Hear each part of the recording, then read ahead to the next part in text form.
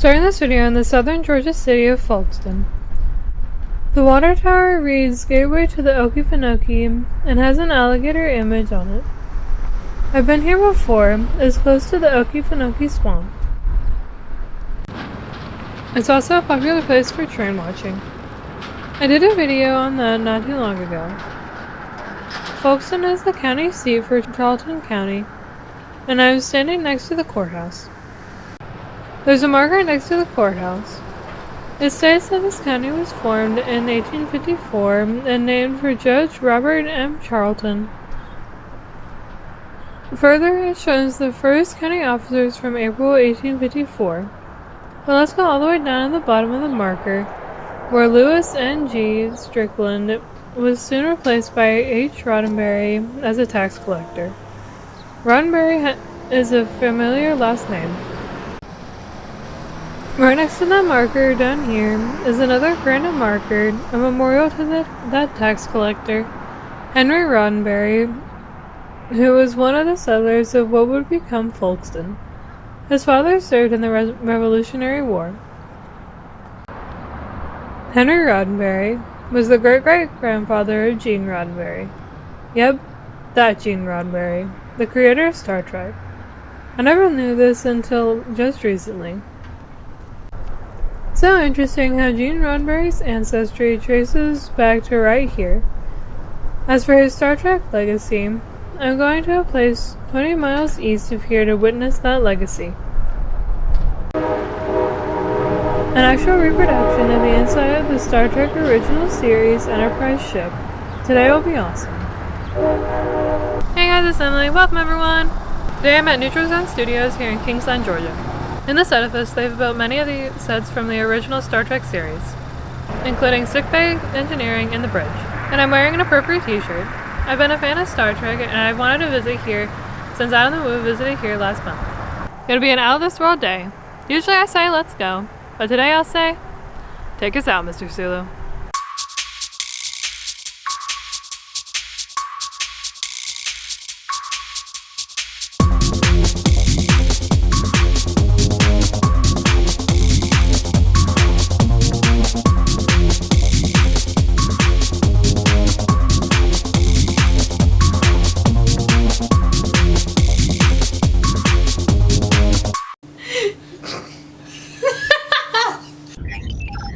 Program complete. Enter when ready. The merchant how Scotty felt when seeing the bridge of the original Enterprise ship.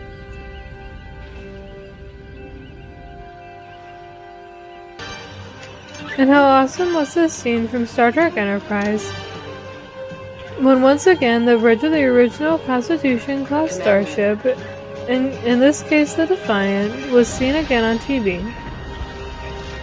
I'm in Kingsland in the southeastern part of Georgia, at Neutral Zone Studios, where they have several sets of the Enterprise recreated with amazing detail. Once a month they have a fan appreciation weekend where special guests talk about the Star Trek franchise and how it was filmed. These sets were used in the web series Star Trek Continues, and today they are used for fans to film their own Star Trek productions. You see some of the posters of those fan films. Here's a fan film called Endosymbiosis. Even the posters are professional looking. Over here, some posters from the Star Trek Continues web series, which starred Vic Mignogna as Captain James T. Kirk.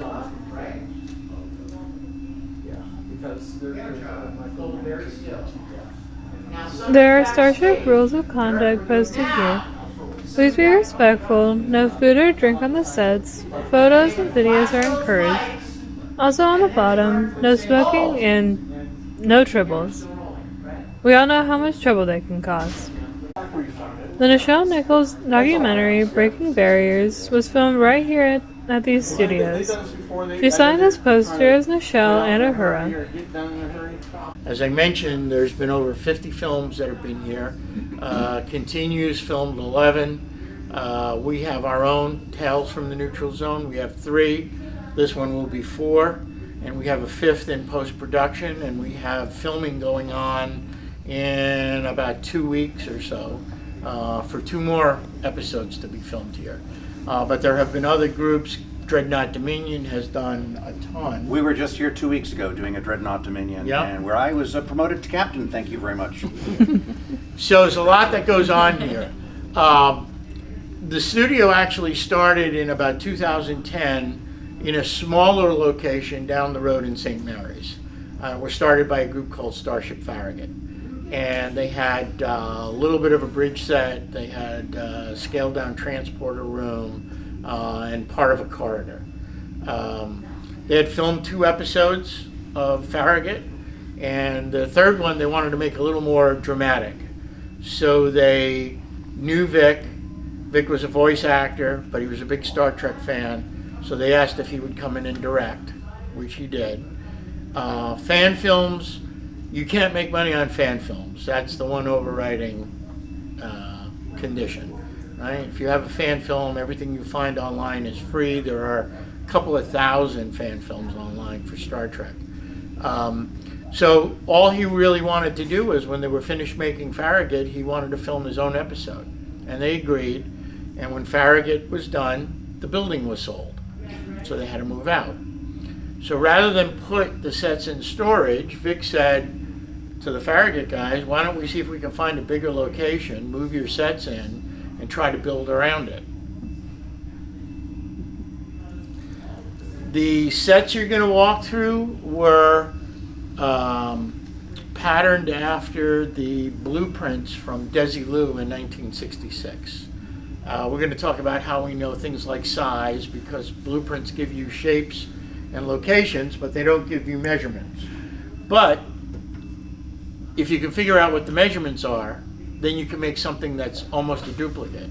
And quite honestly, you're going to be walking through as close to being what you would have walked through at Desilu in the 1960s. And the way they did it, because that technology didn't exist, they had some poor guy like Dan standing behind the door. They did ropes and pulleys, and they would give a person like that a cue that somebody was coming to the door and you needed to open. And if you've ever seen the blooper reels, you know that if the doors didn't open, people got bloody noses and black eyes. Last month we had Chris Doohan, the son of Jimmy Doohan here, who played Scotty, and he said many's the time his dad Chris would come home with a slightly bloody nose or a black eye because they didn't open the door in time. Oh. So doors. Everybody walk all the way in. Thank you. Thank you. This is my favorite.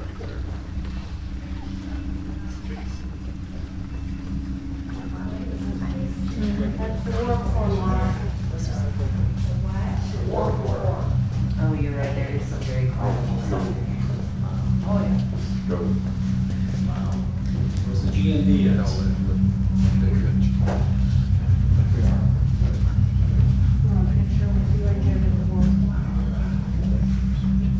Now Lucy will know what this is.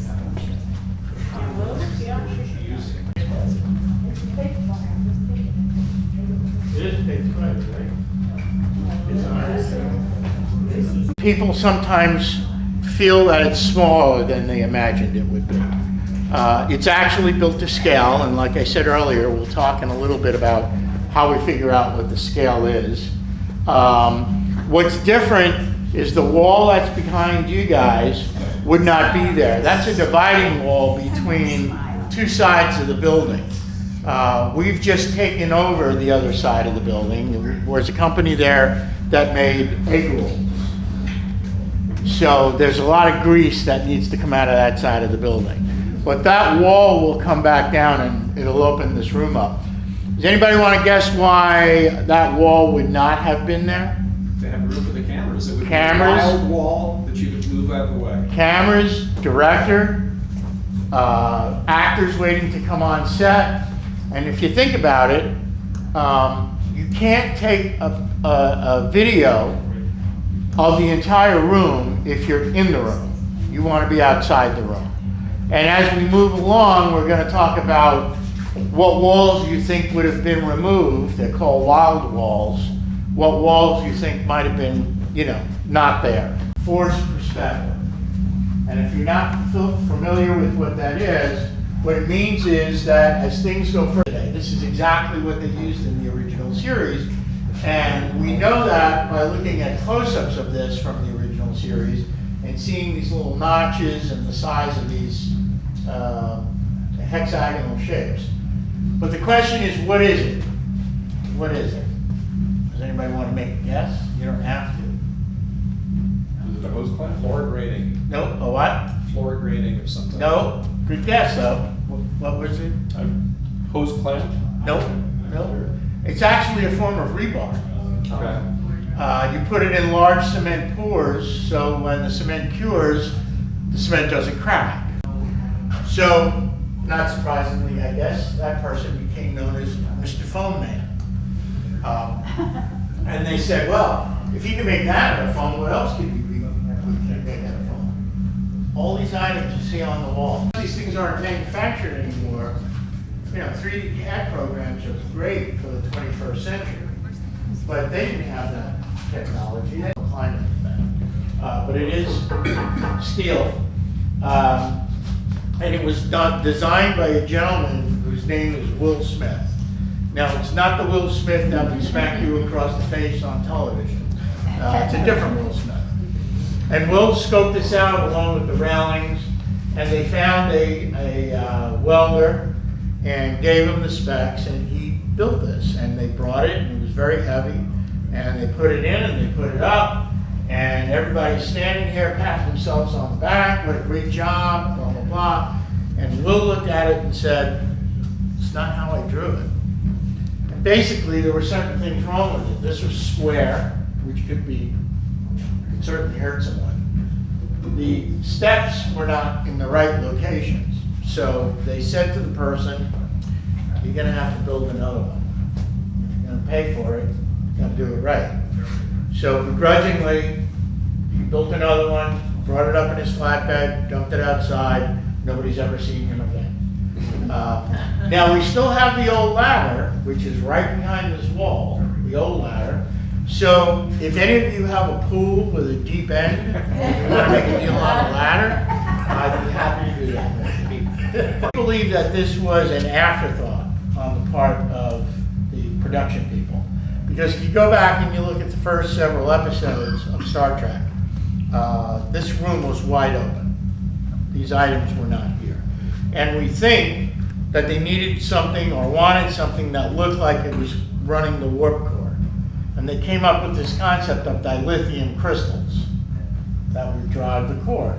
Well, the dilithium chamber is here, and unfortunately somebody played with this, so the crystal is somewhere below. But that's where the dilithium crystal would be housed. So it looked like this was driving it. A couple of things about what's here. These items in the top, styrofoam. Professional. Hey, coffee. My favorite was, I'm a doctor, not a well. Sorry, I guess I am. sorry. For the illusion of Star Trek, the main section was round. So it had to look like you were walking around the ship. But for filming, you can't see the end. So you don't know how far down it goes. You can position your camera in different locations, set up different sets on the wall, which we'll talk about as well. And it looks like the ship is much bigger than it originally was.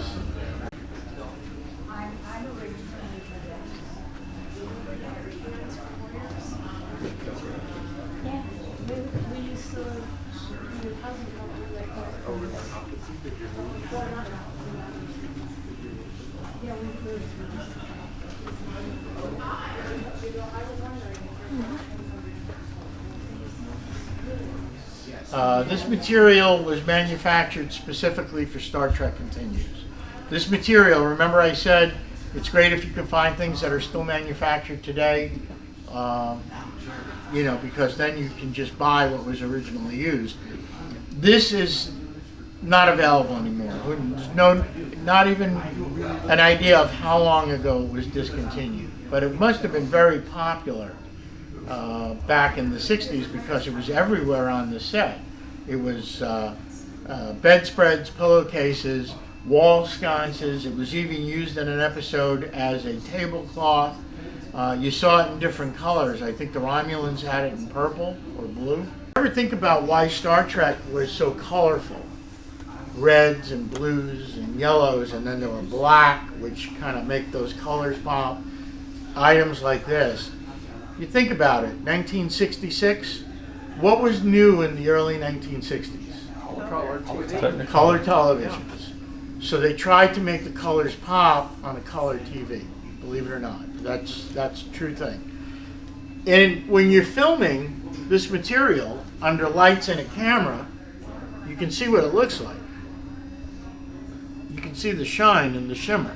This is actually being experimented today by the military and some hospitals, where that's exactly what would happen. You'd lay in a bed, it would scan you, it would put your readings up on a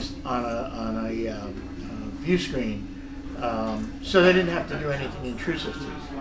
Now, you can see that our viewer is just a static, image, and that's to give you the idea of what it would look like. If we were shooting today and making a film, that would be filled in with CGI. But they didn't have CGI 55 years ago. So what did they do? Well, those arrows were all just little pieces of wood. And they would have two people in the back doing this.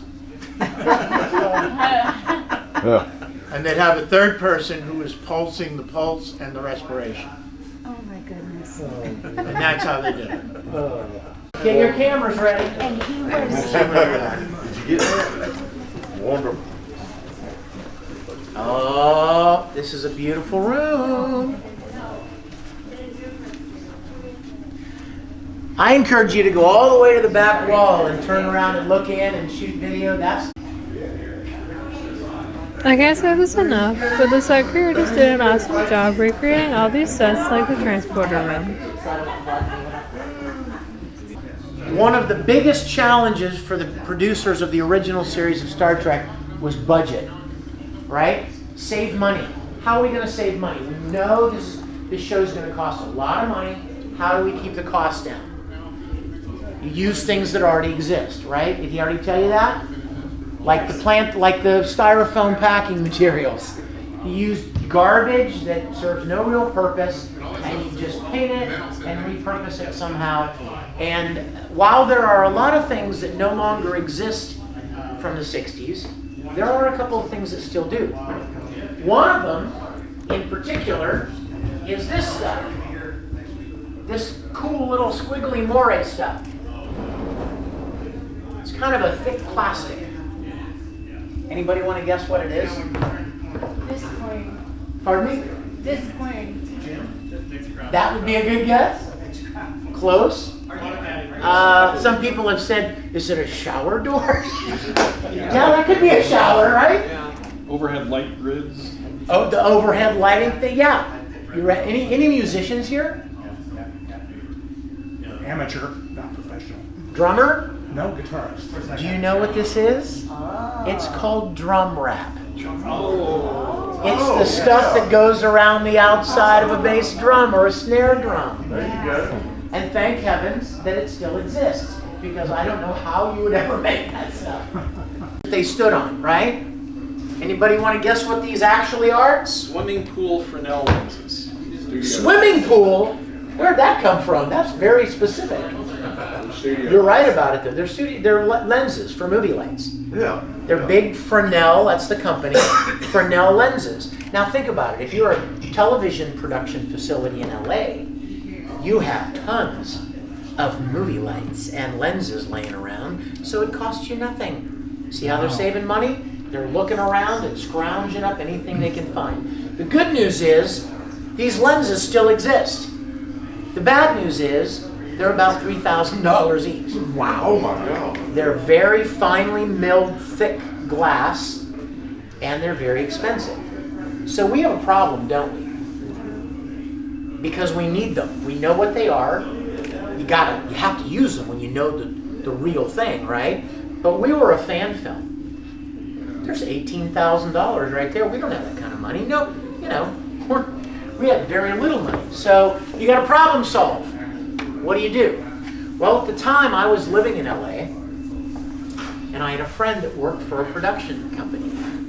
And I said, hey, Paul, do you think you could borrow one of those 402, I remember exactly the number, 420, 402, Fresnel lenses, just for the afternoon. Bring it home. And he goes, sure. So he brought one home, and we made a mold of it. Oh, there you go. We poured a silicone mold, and then he took it back, and nobody ever knew it was missing. Yeah. And then you pour clear resin and make your own. And they don't cost $3,000. Yeah. So that was definitely a good move. A lot of people don't know what these film strip like looking things were. A lot of people think they were like conduits. It'd be really neat to find out. One of the other really fun things we'd love to share about this room is that this is my baby. So you couldn't point to something that I couldn't tell you a story about. So let me tell you about those in the ceiling.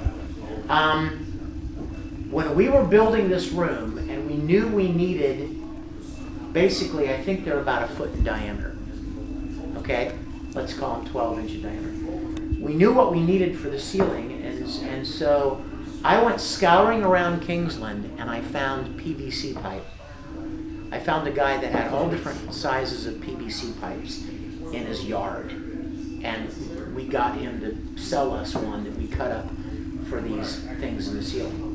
And if you look, you can see that they're bracketed to the ceiling, and then there's just a hole drilled in the ceiling for a light bulb, right, to light them up. And then I happened to notice in a reference picture from the original series, there was a close-up of a guy standing here. He was standing right here. And you could see the top of that thing just barely in the picture. And I noticed that it was corrugated. A lot of people didn't even notice that. So I found some plastic corrugated material and wrapped them all in that. But here's my favorite story to tell people. When we were building this room, we got these things up, and then we drilled the holes, and we put the light bulbs in, and I couldn't wait for the day when we could turn them on and see what it looked like, right? Oh, yeah. So the day finally came. All of it was in construction. I mean, all of it was done. It was all built, and I was standing right here, and I go, okay, hit it! And they turned the lights on, and I was like, oh my God, it's so beautiful. Just standing here, just taking it in, right? And then I noticed, as I'm looking at it critically, I noticed that you could see light, just a little crack of light, right where those cans meet the ceiling. It just wasn't making a perfect seal. No big deal, right? So, easily fixed, right? Go grab some duct tape, go around the inside of it, done. And it looks great. Months later, I was at home, and I was watching an episode of the original series of Star Trek. By God, they were in the transporter room, and there was light bleeding. Oh, okay. Right up there. They had exactly the same problem we had, and they didn't even care to, they were like, go, go, go. I don't care about that.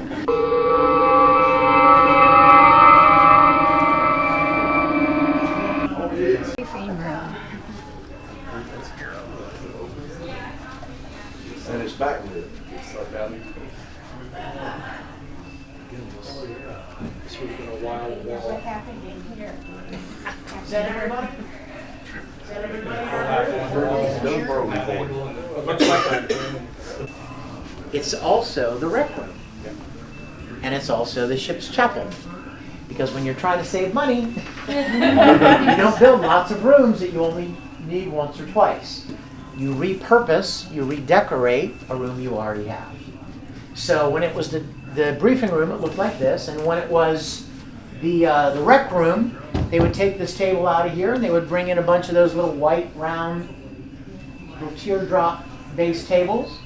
Put chairs around them, right? Little food processor over there. Maybe throw a deck of cards, some coffee cups, a little 3D chess set maybe. and suddenly you've got a rec room. They would redress it for the ship's chapel as well. They only used it a couple of times as a chapel, but that's the way you save money. Now, another way to save money. Did you notice when you came in here there are no chairs at the table? The reason there are no chairs at the table is probably the same reason that if we boarded a bus and went to Desilu Studios in the late 60s to watch them film an episode of Star Trek, there probably would not be any chairs here. Because if you're trying to save money, you don't build 25 chairs. You build 10, and then you move them around based on where you're shooting. If you're shooting on the bridge, you don't need chairs in the briefing room. If you're shooting in the briefing room, you don't need chairs on the bridge. So we did exactly what they did. Those chairs floated around, so when we get to the bridge, you'll see the beautiful Star Trek chairs that are there. Another interesting bit of trivia about this room, you see these switches at each station. Well, back in the 60s, these switches were, it's very common technology, these rocker switches. You would see them on the dashboards of cars. You would see them on the dashboards of Cessna airplanes. You'd see them on washing machines. They were everywhere.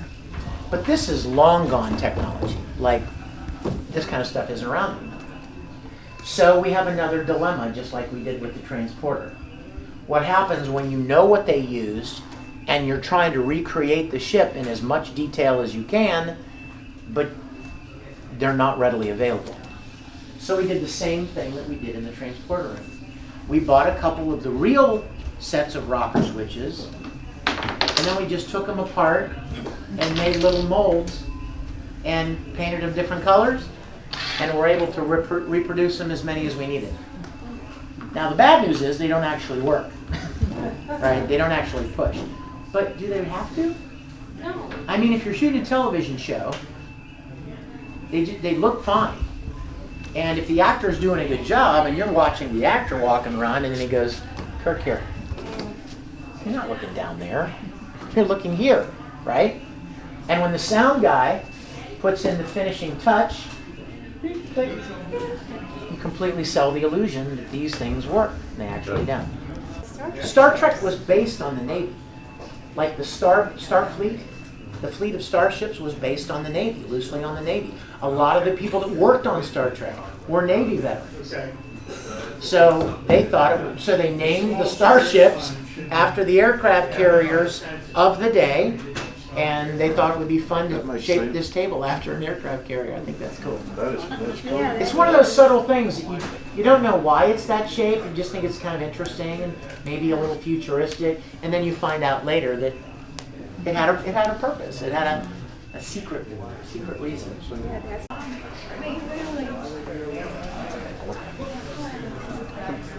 Go ahead all the way in, guys. We'll make room for everybody. When you walk in the room and look to your left, that's auxiliary control. So from this vantage point, looking there, that's auxiliary control. Now let me kick Lou Ferrigno, right? Spot Lou Ferrigno? This was right here is where that happened.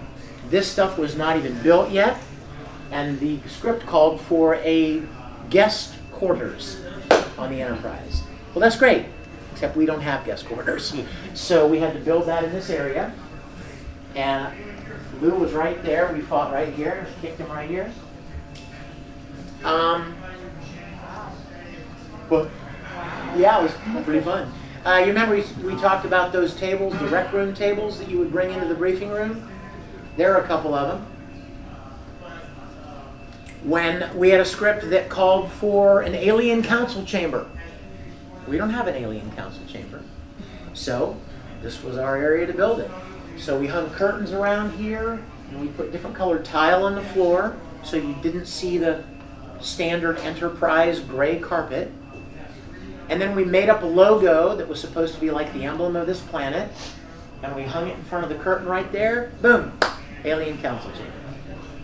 And then we had an episode where Erin Gray is the commander of a starbase.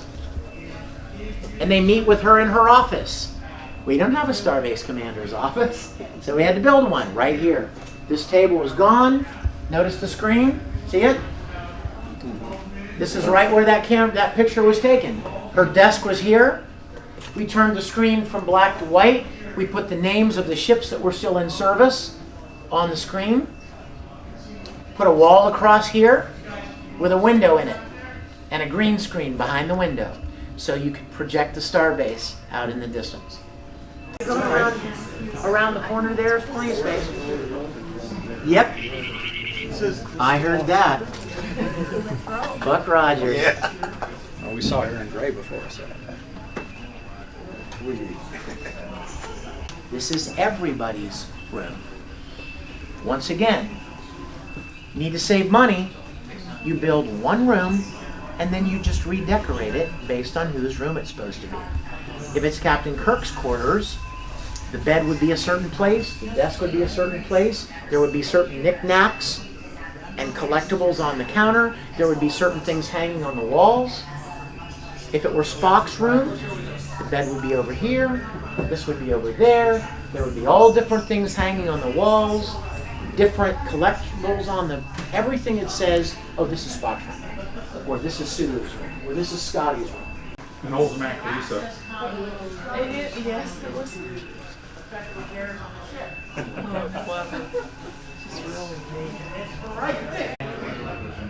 I may have my serious face on, but it's kind of cool to sit in the crew quarters in this small office space. We knew that we wanted to be able to use it. Like, you could build it to look great, but don't touch it because it'll fall apart, right? But we wanted Scotty to be able to climb up here and, you know, an actor get up there and work in it. So we built it to be sturdy and stable. And the original series, the blueprints of the ship that any nerds here, when you were kids, when we were kids, I had all that stuff. These things are supposed to be everywhere. These access conduits are supposed to be all over the ship. But you don't build a bunch of them, right? You're a TV show, you build one. And then you just redecorate it. You put different tubes in it, and you move things around, and just make it look like a different tunnel. Remember how Ray told you that the engineering room would be at the other end of the set? This is where it would normally be.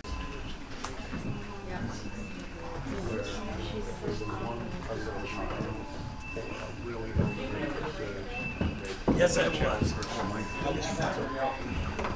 That is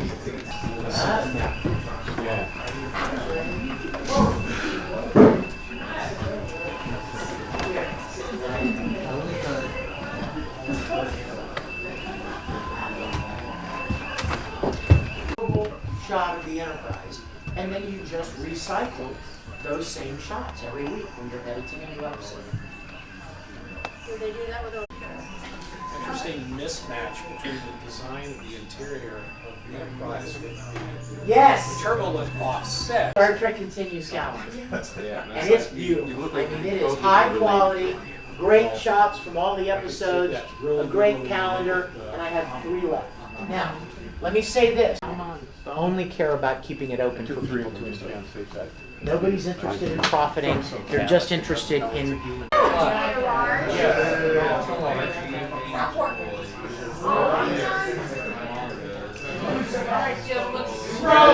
Enterprise flying. They thought of everything, including the starship classification and where designed in San Francisco. Shooting every conceivable angle of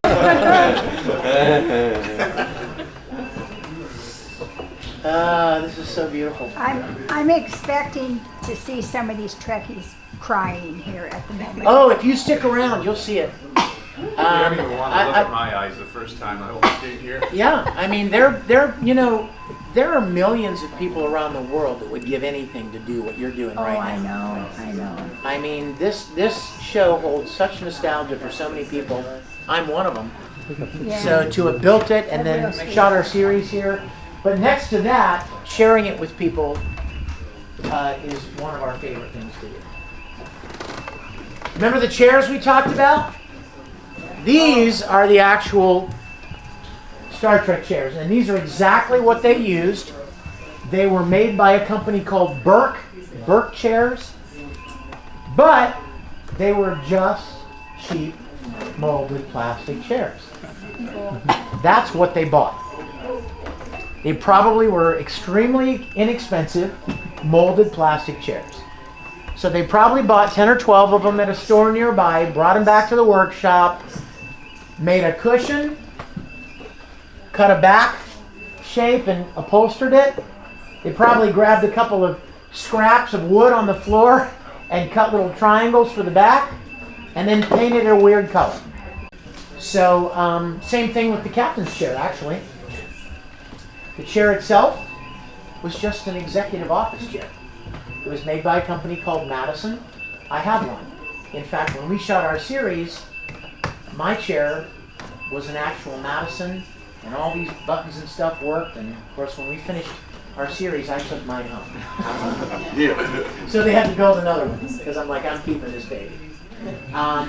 But look at all they did. All they did was buy this, bring it back to the workshop, and build this little cradle around it, put some buttons and switches on it, and suddenly it's a command chair of the future that doesn't exist anywhere else, with just a little bit of modification and not too much money spent.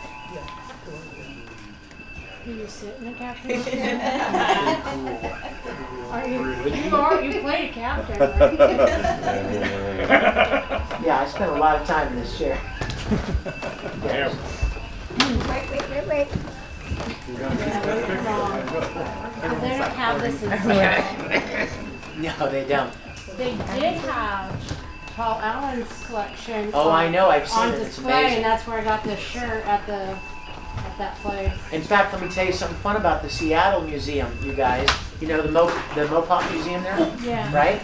Okay, Paul Allen, who owns a lot of original props and things from the original series, Right. he a lot of it was on display there. Yeah. Well, here's the best part, you guys, and this is a perfect place to tell you about this. There's a guy who worked on our series, who lives in Jacksonville here, named William Smith. Not Will Smith, but William Smith. He's forgotten more about Star Trek than I'll ever know.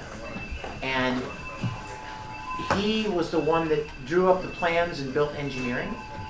He built this, he drew up the plans for this view screen front section here.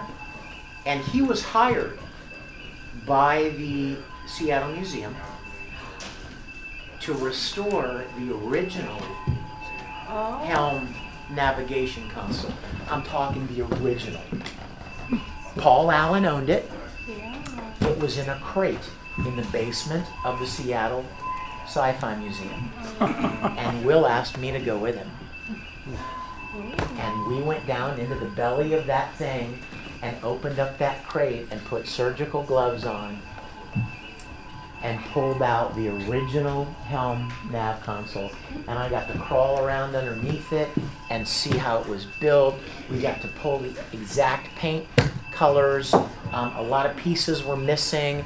So Will's job was to restore it back to its former glory the last day of shooting Star Trek. It's not to scale. They use a flat screen television for the view screen, which is really cool, but it's not the right size. Yeah. This is the right size. 4 feet by 7 feet. And there were plenty of references of Shatner walking by it, you know, images in the original series, so you could calculate the size of the screen. Well, some of left was said. I'm going to sit on some of the bridge crew stations. Let's get one of you guys.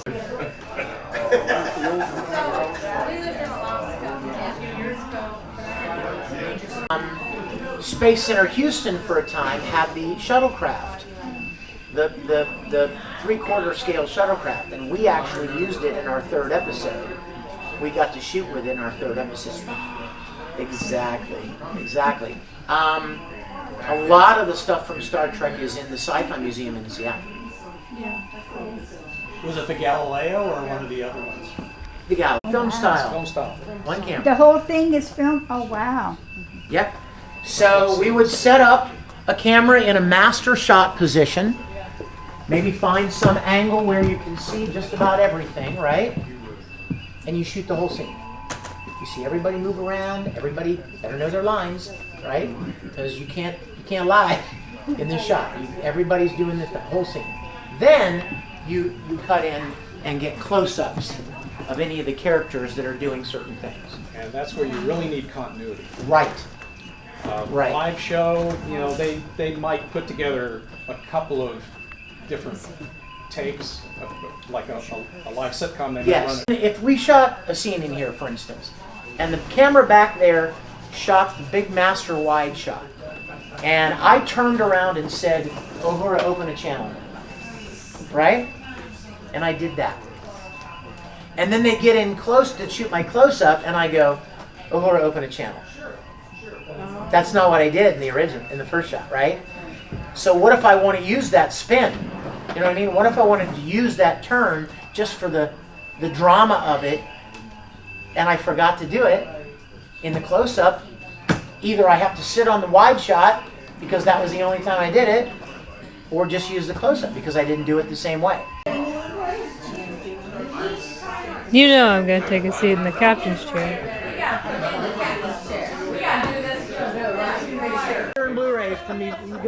On the set are some markers with the names of all the people that helped build the view screen. Thank you, guys. Thank you. And all the contributors that helped make this happen.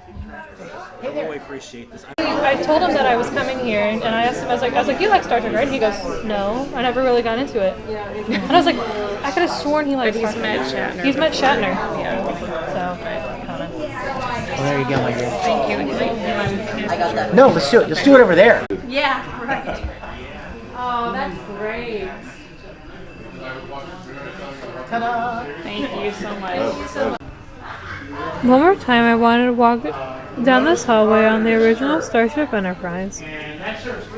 It really looks like I'm on the ship. They didn't show the turbolift room on the tour. I had to check this out too. I guess we know how the turbo lifts work.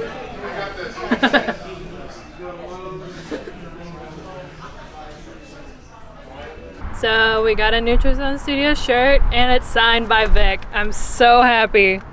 This is great. He's like the nicest guy you guys will ever meet, so come down here, take the tour. If you meet Vic, you'll love him. He's amazing. And that's it from Neutral Zone Studios. This was amazing, getting to see all the different sets, like transporter room, you know, engineering, especially the bridge. That was so cool. And like, you can tell that everything's very close together because like, I'm in engineering. While you can hear the hum of the warp core, you can hear like bridge noises, and it's hilarious. And like, I'm kind of speechless. This is great. I love Star Trek. And you know, it was I didn't even know Vic was going to be there. He's great, and he took over the tour, and it was amazing. And yeah, got to get a tour of the Enterprise by Captain Kirk. I'll see you next time. Thanks for watching. Bye!